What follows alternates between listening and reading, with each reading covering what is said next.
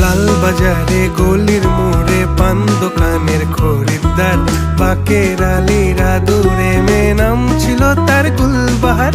লাল বাজারে গলির মোড়ে পান দোকানের খরিদ্দার, বাকের আলীরা দূরে মেয়ে নাম ছিল তার গুলবাহার, নাম ছিল তার গুলবাহার।